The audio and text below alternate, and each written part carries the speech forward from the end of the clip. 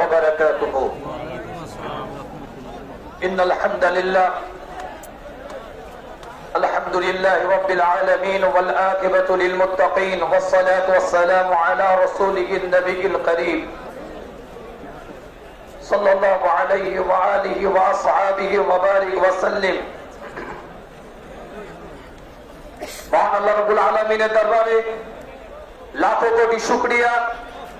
রাজ্য জামিয়াতুল উলামার পক্ষ থেকে জনাব হযরত মাওলানা মোহাম্মদ সিদ্দিকুল্লাহ চৌধুরী সাহেবের নেতৃত্বে আজ এই রানী রাসমণি এভিনিউতে আজ এত দলবদ্ধর সাথে একতাবদ্ধর সাথে আজ আমরা উপস্থিত হয়েছি।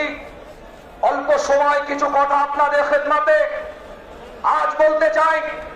এই রানী রাসমণি এভিনিউ থেকে আল্লাহ কোরআনের মধ্যে এলান করে দিচ্ছেন সূরা আল ইমরানের 3 নম্বর সূরার 133 নম্বর আয়াতের মধ্যে আল্লাযীনা ইউনফিকুনা ফিস সাররাই ওয়াদ দাররাই ওয়াল কাযিমিনা আল গায়যা ওয়াল আফিনা আনিন নাস ওয়াল্লাহু ইউহিব্বুল মুহসিনিন। এর দ্বারাই মুত্তাকির পরিচয় দিচ্ছে আমার আল্লাহ। 133 নম্বর আয়াতের মধ্যে মুত্তাকির পরিচয় দিতে গিয়ে মুত্তাকি কারা তার ব্যাখ্যা করতে গিয়ে 134 নম্বর আয়াতের মধ্যে আল্লাহ বলছেন যারা আল্লাহর রাস্তায় দান করে তারাই হচ্ছে মুত্তাকি। আজ ইতিহাস সাক্ষী দিচ্ছে সেই কোরআনের আয়াতকে সামনে রেখে সাহাবায়ে কেরাম থেকে শুরু করে তাবিঈন থেকে শুরু করে তাবিঈন থেকে শুরু করে আইম্মায়ে মুজতাহিদিন থেকে শুরু করে ইমাম কুতুব আব্দুল্লাহ আমাদের সাথে আমাদের পরবর্তী প্রজন্মের সাথে এই ভারতবর্ষ নয় গোটা পৃথিবীতে কিছু সম্পদ আল্লাহর রাস্তায় ব্যয় করে গেছে যেটাকে আমরা ওয়াকাফ বলে থাকি। খুব স্বল্প সময়ের মধ্যে বলতে চাই ওয়াকাফ অ্যাক্টের উপরে আলোচনা করেছে। আজ আপনাদের খেদমতে বলে যাই আমরা এনআরসির হয়ে লড়াই করেছি, সিএএ হয়ে লড়াই করেছি।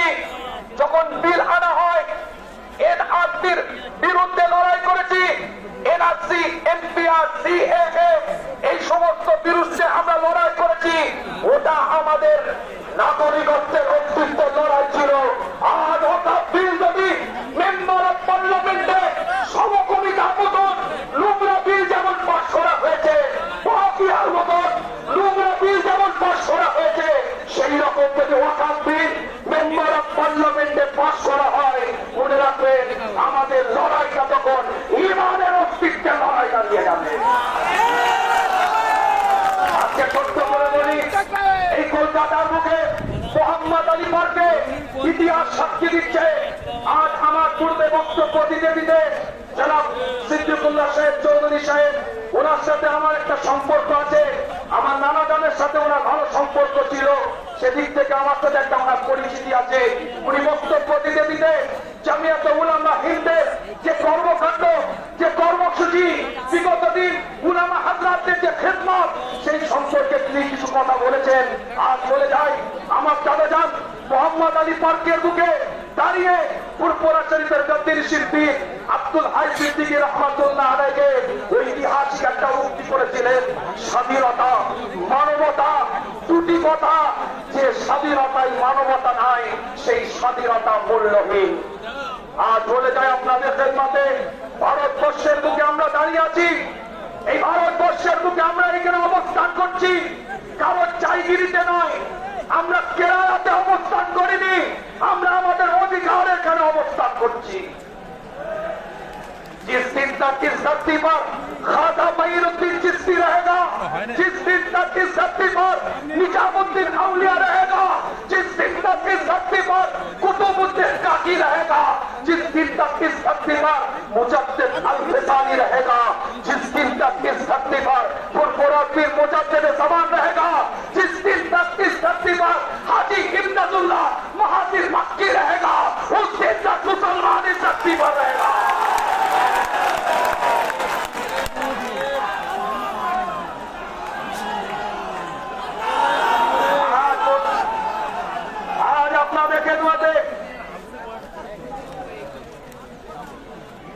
आज আপনাদের খেদমতে বলে যায়